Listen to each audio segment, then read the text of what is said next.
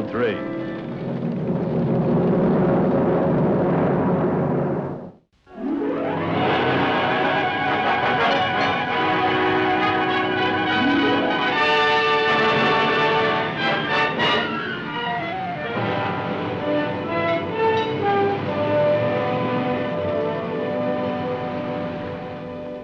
My name is Barrett, Assistant Sheriff, Los Angeles County. Our office, like hundreds of other departments all over the country, not only functions for the protection of our own residents, but works as untiringly to apprehend fugitives from other jurisdictions. The story you're about to see began in Arizona, where a uniformed security guard had been kidnapped and left for dead. Then, 7 hours later, our own fugitive detail received a long-distance call from Maricopa County, Arizona. The information was quickly relayed to Sergeant Adams. Oh, glad you got back. Just took a call from Phoenix. There's a fugitive maybe heading this way. Yeah, what's the charges? Burglary, kidnapping, and attempted murder. Wow, the works, huh? Yeah, that's it. Found a special security guard, one of the big plants there. Helped himself to $15,000 in cash. Forced the guard into the car. And then ran over him on the highway. The guard's still alive? Yeah, but he's got less than 50-50 chance. Well, have we got any idea in this character we're looking for? Oh, volumes. Whole volumes. He's male, white, and American. Someplace between 5'6" and 6'2". His eyes could be blue, brown, green, or even white. Oh, that's a big help. Yeah. And there's one thing, though. Yeah? There was a pad of matches found in the guard's hand advertising some gift shop in Los Angeles. Well, that's not much. Yeah, that's all there is. They figure they may be able to trace the suspect through the matches. Might be. Who says they're his matches? Well, they weren't the guard's. His hands were tied to his chest. Yeah, but a package of matches, there must be thousands of them around town. It could be anybody's. Well, let's go see Richie, who owns the gift shop. Maybe he can give us a list of the places that distribute the matches, you know, like cafes, bars, cigar stands. It could be that we could come up with some lead on some suspicious character. I better call my wife first. Oh? Tell her I won't be home for a week or two, if we're lucky.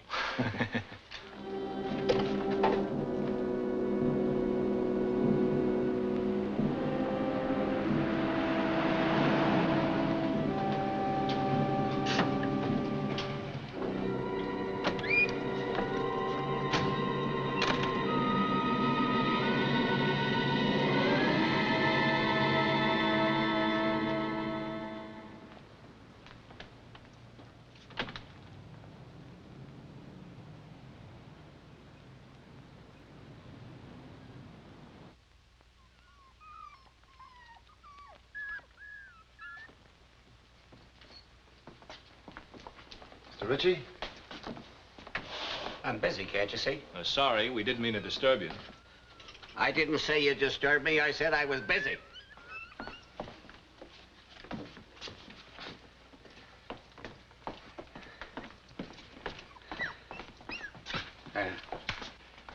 Now, what can I do for you? We'd like to ask you a few questions, Mr. Ritchie. Oh, no, not another survey. What kind of toothpaste do you use? What color This is soap? not a survey, Mr. Ritchie.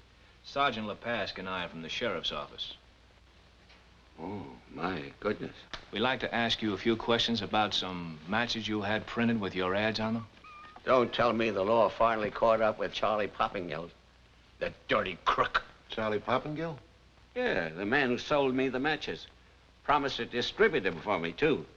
You know, it was part of the deal in the neighborhood, the cafes and the drive-ins and those kind of places. Well, that's what we'd like to find out. Where were they delivered? They weren't. They're still all here. Every last one of them. They're all here in the store? Yep. Delivery boy dumped them on me, and after I paid for them, he took his money and ran out of here like a thief. That's Charlie Poppingill for you. But if you were not after Charlie Poppingill, how do you happen to know about the matches? Well, a man we're looking for had a pad on them. We thought we'd get some information from you. Oh, mighty odd. That's all I can say. Mighty, mighty odd. Don't you think it's odd, Sergeant? Yeah, sure. Mr. Ritchie, after you paid for them, how come you didn't distribute them yourself? Myself? Mm-hmm. There aren't enough hours in the day. With these alterations around here, it's got me all in a dither. I can see that. Did you, build all this shelving yourself?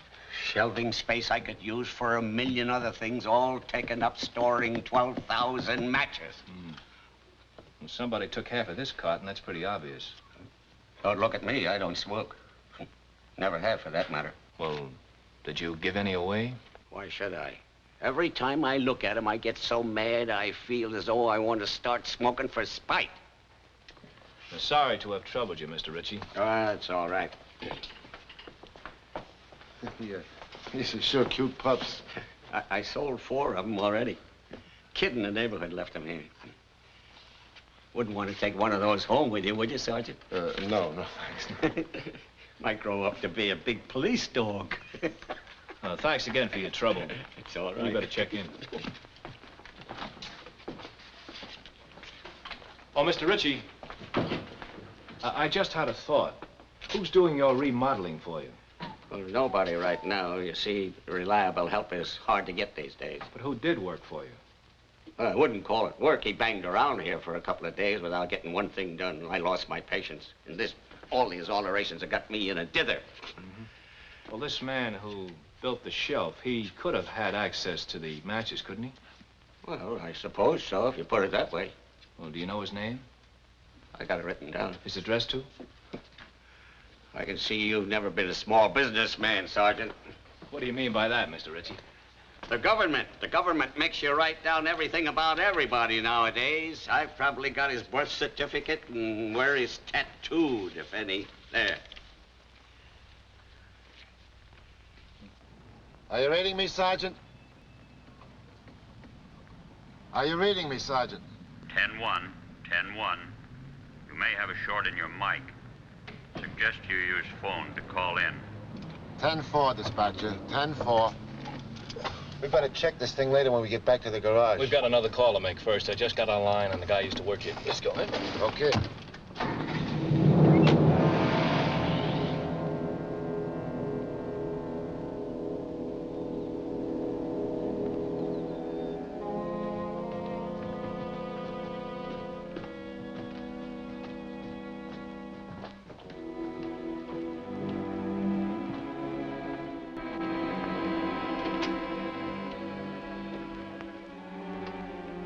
This is the room.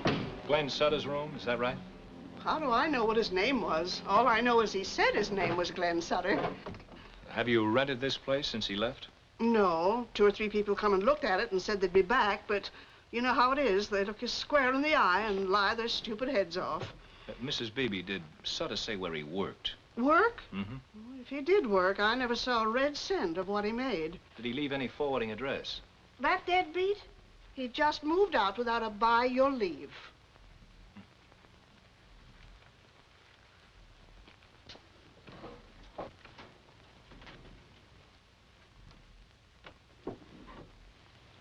Well, there's nothing here. We'll send a man around to look for fingerprints. Well, the room's been dusted, if that's what you mean. Sure, I know that, Mrs. Beebe, but just in case Glenn Sutter's the man we're looking for. Well, it's all right with me.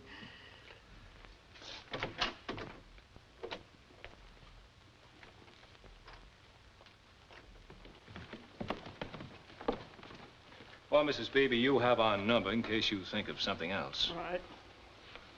Excuse me. Mrs. Beebe, where did you get these?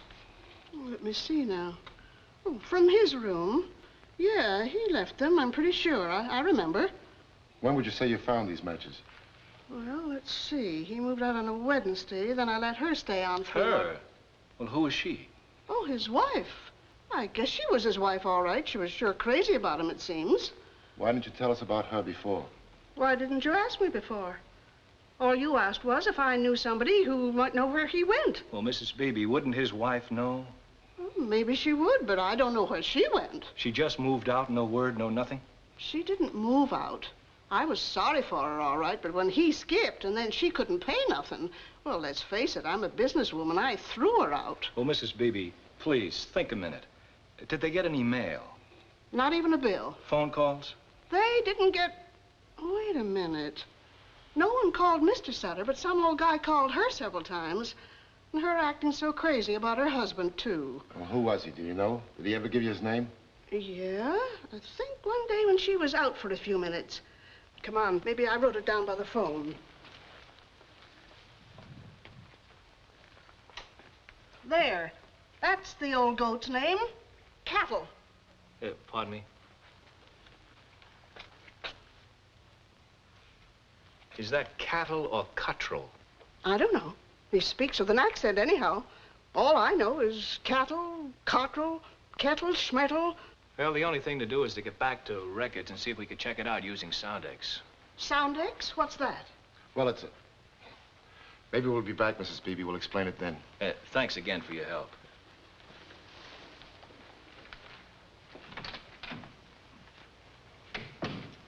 Soundex is a system of name identification used by the Sheriff's Department and other peace agencies throughout the country.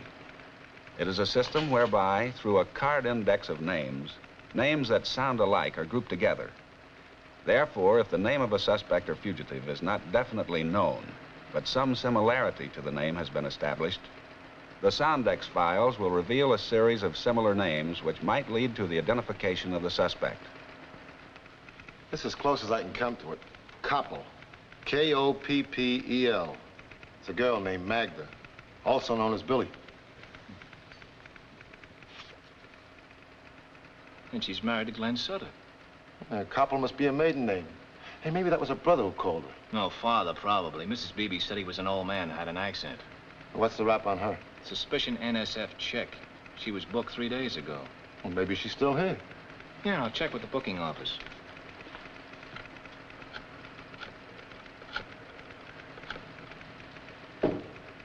Hello, this is Adams, fugitive. Do you have a Magda Koppel in custody? Uh-huh. Thanks. She was released to appear in court today.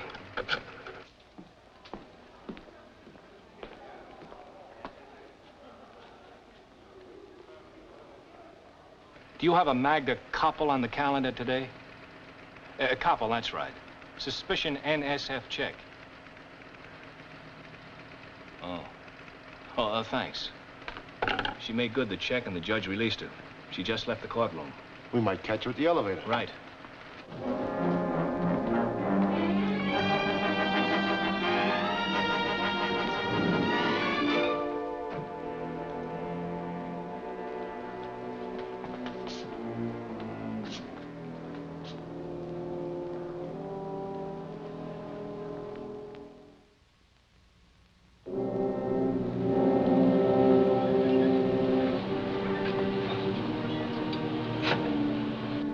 Sergeant Adams and I are at Sutter's father-in-law's. Parking the car around the corner near the house. Going in now.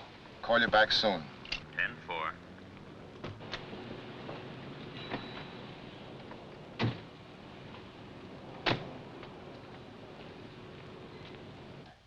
10-4. Huh? No. Listen when I'm talking and don't make me no sassy answers. What's that? No, I ain't seen Magda. She ain't here by me and I don't want to see her. Now, look, Glenn, I'm telling you.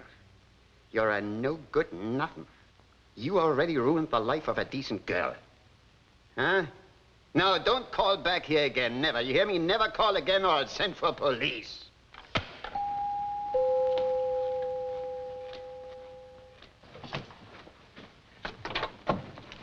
Is Magda home? Billy? No, she ain't by home. Because this is no longer home by her. She married. She moved out on her papa. Mr. Koppel, there's nothing to get excited about. Now, you get away from the door. Will you get out of here? Hear me? Go away. I'm sorry, sir, but we're going to have to ask you a few questions. Questions I'm not answering. Positively no questions. Now, you get away. I'll call for police. Well, Mr. Koppel, we could save you that trouble. We're from the sheriff's office.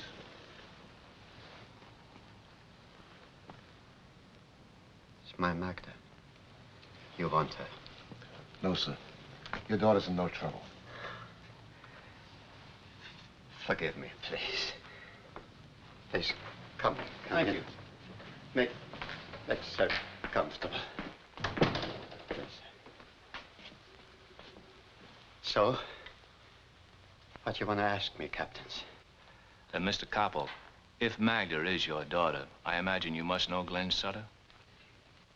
Sutter. Sutter. That no good-for-nothing bummer. Do I know him? I can't stand him. Mr. Koppel, have you any idea where Sutter is now?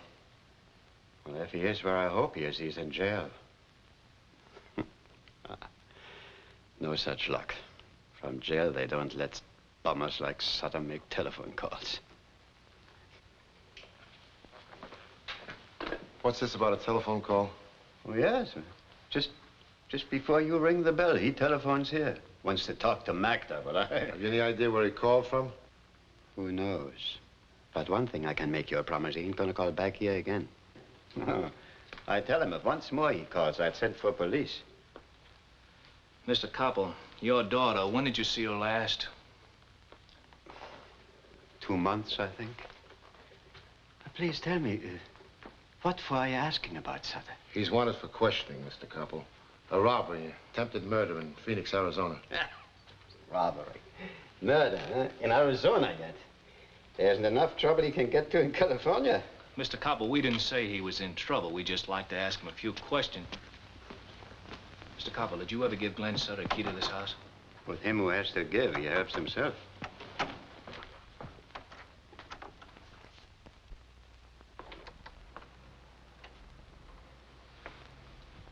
Papa, who are these men? Your wonderful husband. He's in trouble again. But this time, good, he is in trouble. Robbery. Maybe murder, too. He may be in trouble, Mrs. Sutter. Come in, Mrs. Sutter. You see, Sergeant LePask and I would like to ask your husband a few questions. Sergeant? Mm-hmm. Sheriffs they are. Detectives. Don't believe it. Glenn wouldn't do a thing like that. Why do you come here? I don't live here. Just came home to get a few of my clothes. That's why I came. To see Glenn, maybe? No, I tell you, I just came for my clothes. Mrs. Sutter, will you sit down, please?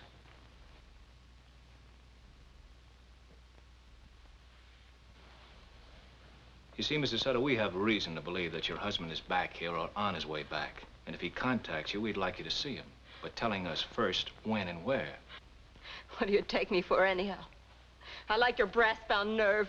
Mrs. Sutter, your husband may be innocent. We don't know. This is his chance to clear himself. Don't you see, ma'am? If you don't help us find him peaceably and someone else does and uses force, he may be hurt, and hurt bad.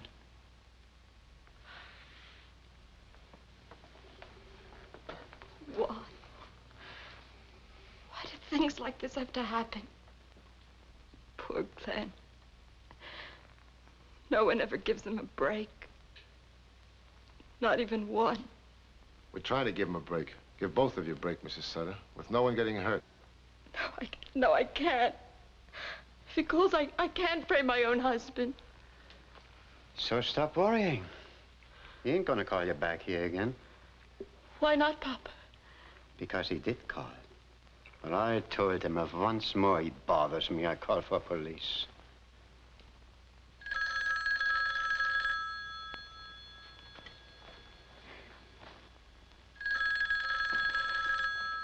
See, it's my birthday. Knew Glenn wouldn't forget my birthday.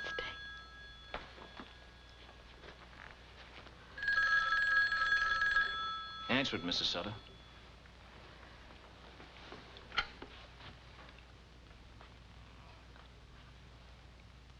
Hello?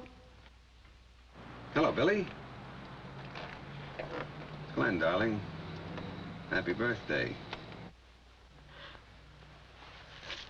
Here's the number. Get down and trace the call. I'll try to keep him talking. Oh, sweetheart. How are you? Where have you been? Are you still in Phoenix? Of course I love you. Always and always and always. But, darling, now that you're back, why can't we be together again? Oh, never mind what Papa says. Listen to me, darling.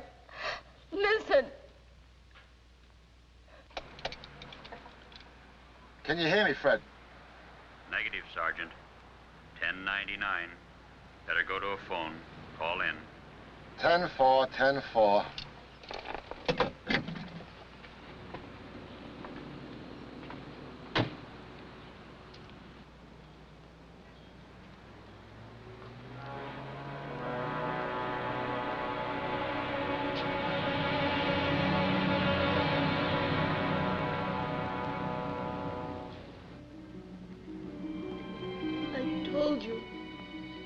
say he was in Burbank. Mrs. Sutter, I know what he said.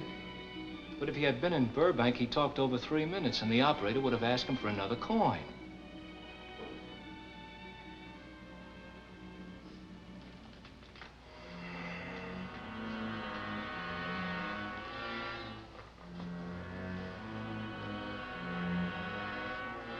Mrs. Sutter, you would make it so much easier for everybody if you would give us the information. I don't know. Where did he call you from? It couldn't be Burbank. Pop. All right. Where would you meet him? You must know someplace.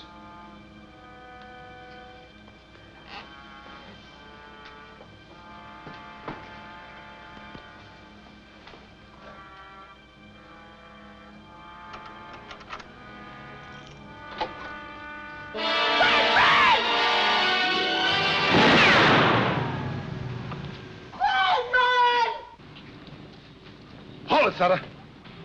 Drop it. Drop it, Sutter. Go on, drop it.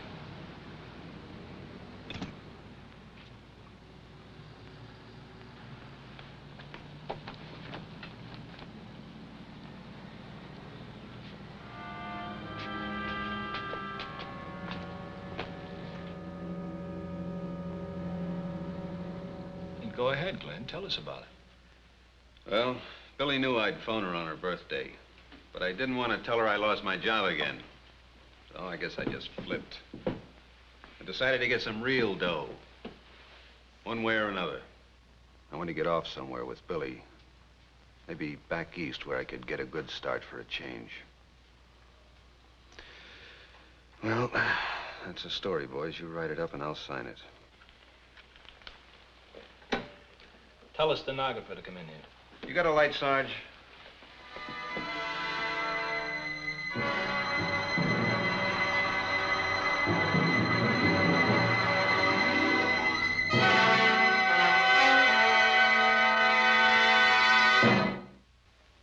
Within 5 hours of the time Los Angeles had been notified that an unknown man who had lost a pad of advertising matches might be on his way into our area, Glenn Sutter was in custody, had given a voluntary statement admitting the crimes charged, and had waived extradition proceedings.